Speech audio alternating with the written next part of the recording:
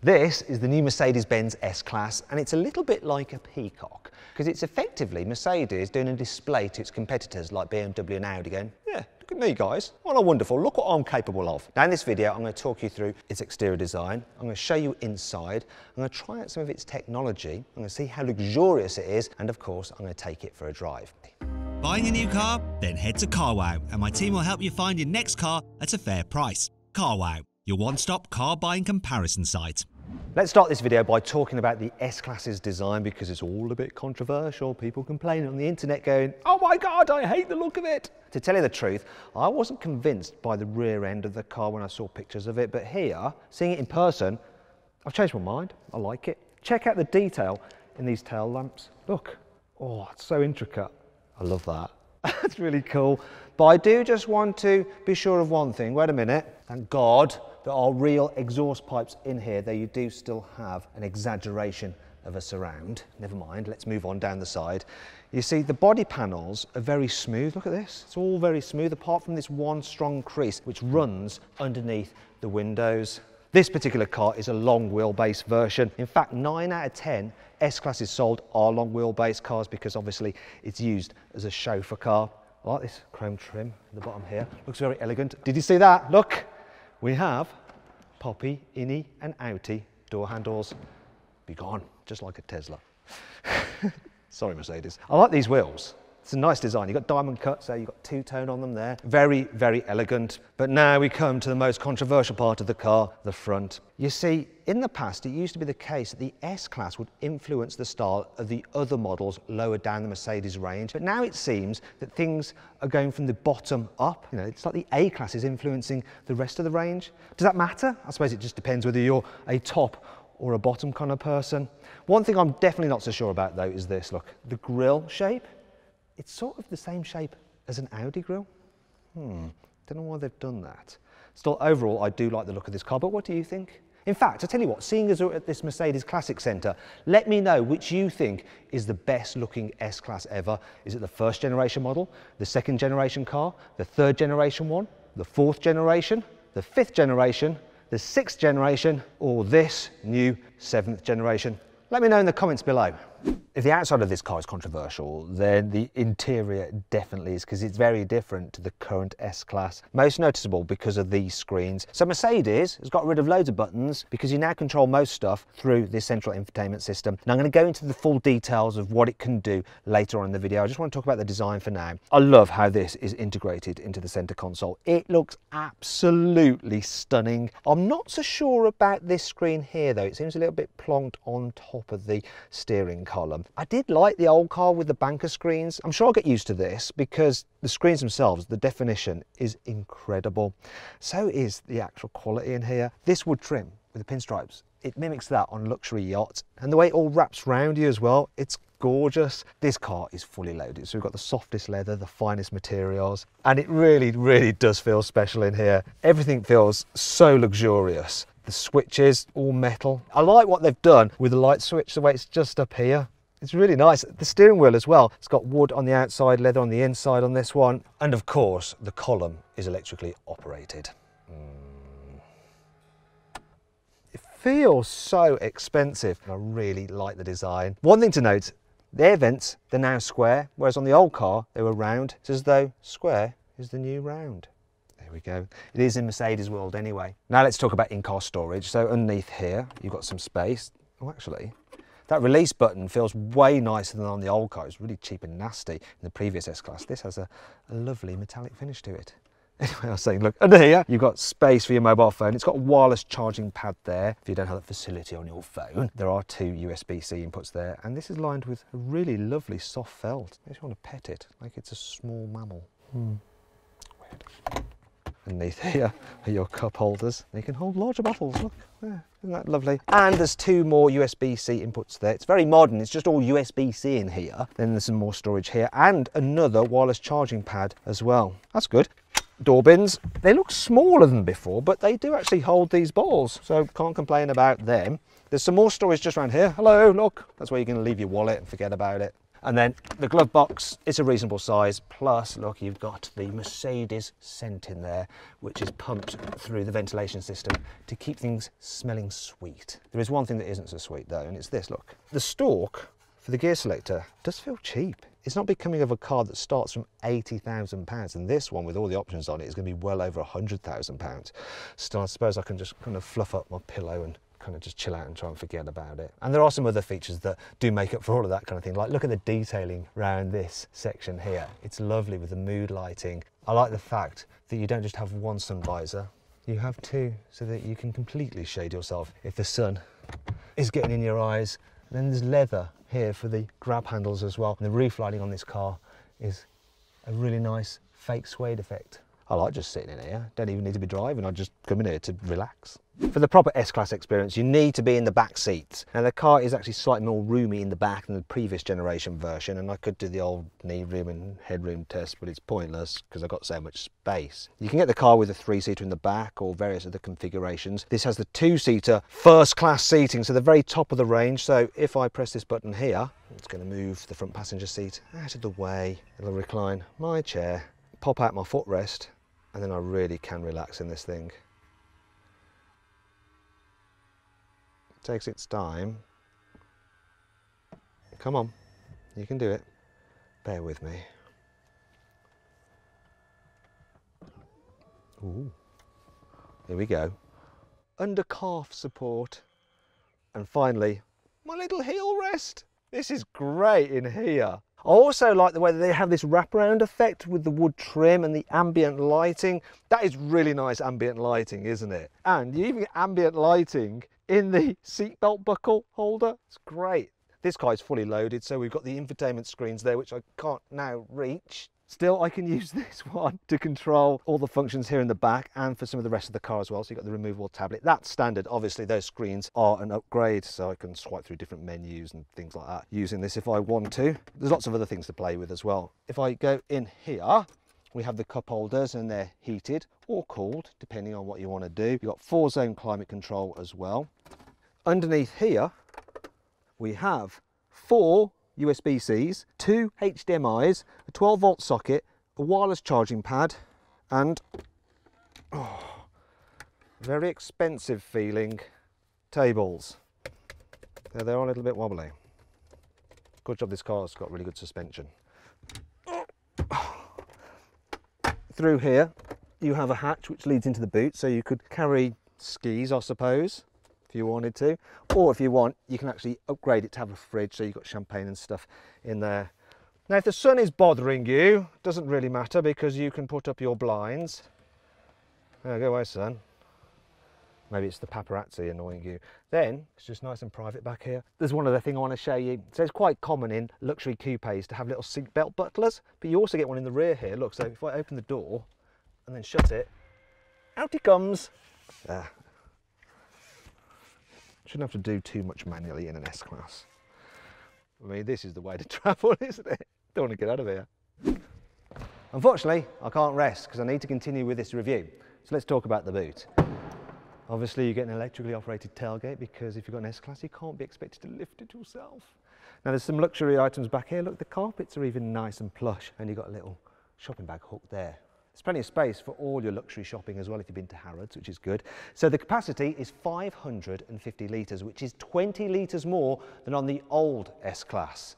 Something to note though, if you go for the reclining seats or the fridge, you get less boot capacity. You also get less boot capacity if you go for one of the hybrid versions. And that brings me on to 5 annoying things about the new Mercedes S-Class. The car has a weird ability to teleport you 2 months into the future and into a miserable car park in England. You can change your clothes. Must have something to do with COVID. The shiny air vents on the top of the dash really reflect in the windscreen, and it's particularly bad depending on where the sun is, and it's quite distracting. This piano black plastic looks really nice, but it smudges super easily. Look at that. Yeah. Also, it scratches as well. This is a brand new car and already it's got this nasty little scratch in it there. Oh. The button for changing your driving mode is down here. which may not seem like too much of a problem. When you're driving along though, you do have to look down because it's a touch sensitive button, so you have to do that to press it. And then if you want to suddenly jump to a different setting, you then have to press the screen. Why don't they just have the rotary dial like they have on AMG cars? It's just much better having it on the steering wheel. Oh, and I bet that when we get this car in the UK and they move the steering wheel across, they won't move these buttons across either. So then us poor English people have to reach even further. The rear doors are so huge and open so wide that to open them all the way, you really have to like, oh, come on! And then when you want to shut them, you're obviously leaning out the car. Sort of needs that effect that you get in the Rolls-Royce Ghost, where you press a button and the door shut and open for you. Though of course, you can just get your chauffeur to do it, I guess. If you're a chauffeur, you may not be too keen on the fact that your rear passenger can actually monitor your throttle and your brake inputs. Look at that. Oh, look. Oh, yeah. And so you could be in a situation where your VIP says to you, listen, Mr. Chauffeur, if I see more than 20% on either of those, you're fired. For such an expensive, luxurious car, the key's a little bit on the cheap feeling side. Sort of reminds me of one of those Wi-Fi dongles. Thankfully, this car has plenty of cool features to help make up for all this. Here's 5. You can get this car with rear wheel steering, which isn't uncommon. You can get it on other cars. However, on other cars, they move the back wheels by about 3 degrees. On this S-Class, it can move by up to 10 degrees. Look at this. So when you're going slowly, it'll move the back wheel in the opposite direction to the front, and it reduces the turning circle by 2 meters. That means that this huge barge is as maneuverable as a little hatchback. Look at this, I'm going round in circles. in quite a small space, considering how big this car is. Obviously, when you're going quicker, then the back wheels move in the same direction as the fronts to aid your high-speed stability. This is the best surround view camera I've seen on any car ever. The detail is incredible. And look at this, right? I can look around the car, and it is this car in the right colour, but check this out. If I turn the steering wheel, you will actually see the wheels turn on the image. If I put the indicator on, it goes on the image. This is utterly brilliant, and it makes it so easy to park it in tight spaces and manoeuvre through those horrible width restrictors. You can get digital headlights for this car, and they contain 1.3 million tiny little mirrors which are able to direct the light beam precisely where the car wants it to go. So it can do the usual thing of blanking out part of its beam so you don't dazzle oncoming drivers, but it can also highlight pedestrians at the side of the road. And that's not all, it can even project images onto the road to give you guidance as the driver. You're not allowed to do that just yet due to laws, but it is technically possible. You know how most cars with the blind spot monitoring, you'll get like a flashing little light appear on the wing mirror when a car's in your blind spot? On this S-Class, this whole LED strip of ambient lighting flashes, so it really gets your attention. This car is filled with electric motors. So there's 20 different motors used in the ventilation system to control all the flaps. Then there's 19 motors in the seats. You've got 8 for adjustment. You've got an extra 1 for your lumbar support. Then there are 5 for the ventilation system within the seat. By the way, the machine that punches the holes in the seat has 16,000 needles on it. Then there's 4 other motors for your massage function, and there's 10 different massage programs to choose from. But that's not all. There are even vibration pads built into the seat, connected to the stereo, which actually amplify the bass so you feel it through your back. Now let's talk about the S-Class's infotainment system, because it really is a highlight. So this main screen uses OLED technology, and it's very crisp, very bright, super responsive, and it runs the usual MBUX operating system, so it's Mercedes' latest system, which is the best in the business if you ask me. The route includes toll roads. Now it does have voice commands, and sometimes it does chirp up like another Mercedes. It's generally quite good, so it does understand things such as, hey Mercedes, How may I help you? my bottom is cold. The phone is unavailable. You can now connect your phone. Okay, so it's not perfect.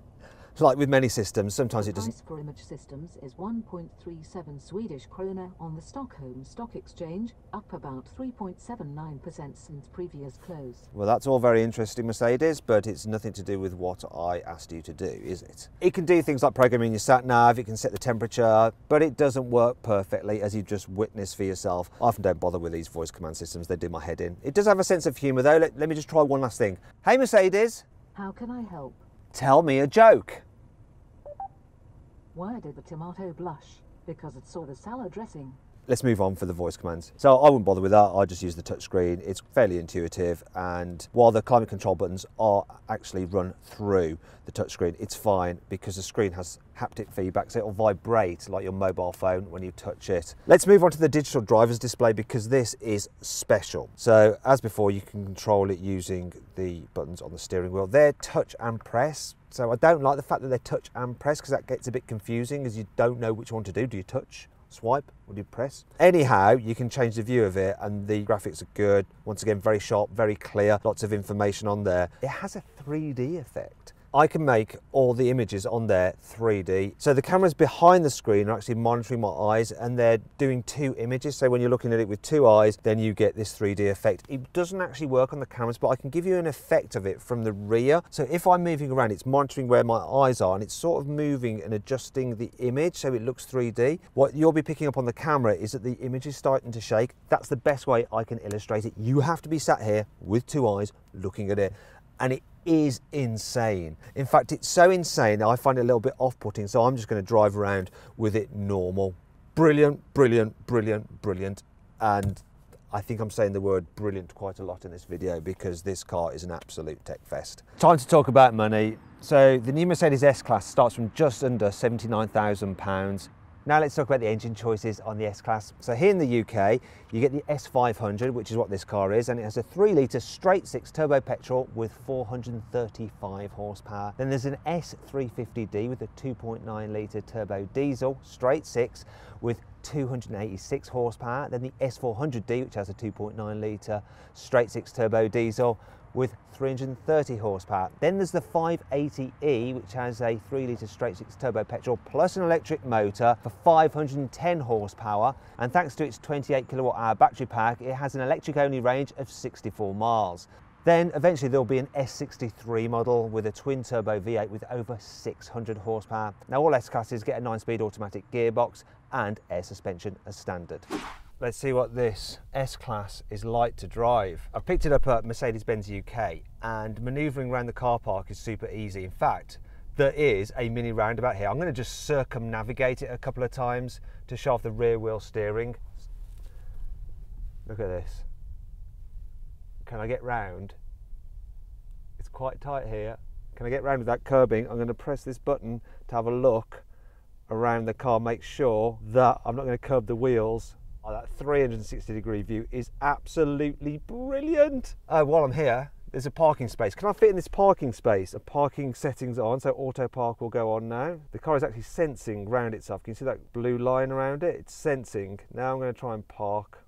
It doesn't think I can fit in there. Oh, yeah, it does. Here we go. Press this button down here, and I essentially have to do nothing. The car is going to do absolutely everything. All the steering, brake and accelerator, and it's going to put me into this parking space. Look, feet are doing nothing. Is it going to curb the wheels? I don't trust it. Is it going to curb the wheels? I'm so nervous, but no. It's so good that you don't have to do anything. That is so close. God, it's so close to see that on the camera.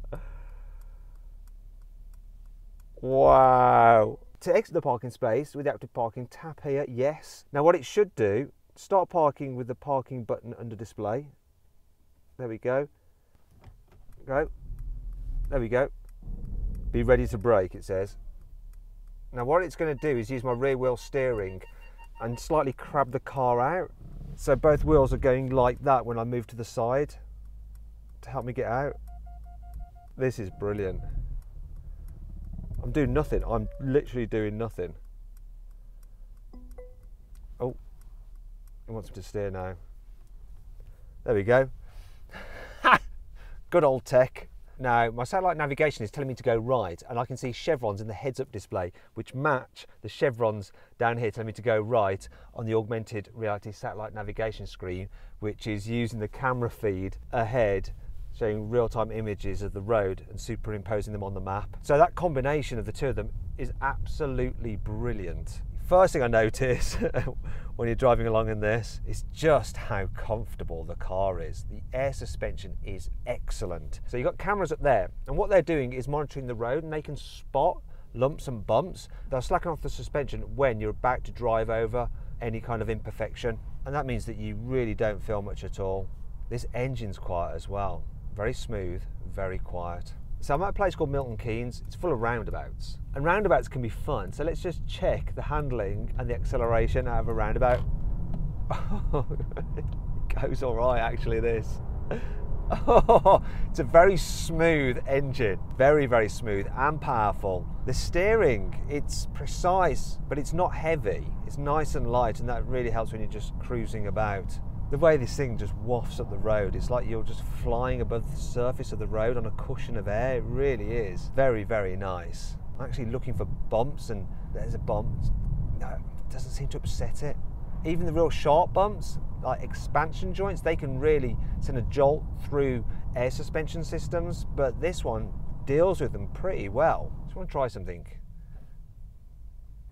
Look at that. Look at that. Do you see that? Now, what I did was something very stupid, but also very brave, and I wanted to do the illustration for you. I didn't touch the brake when I was approaching the back of that car. I thought, let's see if the car will automatically stop, and it did. It beeped, it pulled my seatbelt tight, and it automatically braked the car to stop me smashing into the back of it. There's so many sensors and everything just checking around this car. It is insane. Look, you can see it on this image here. It's just scanning around the side of the car at all times.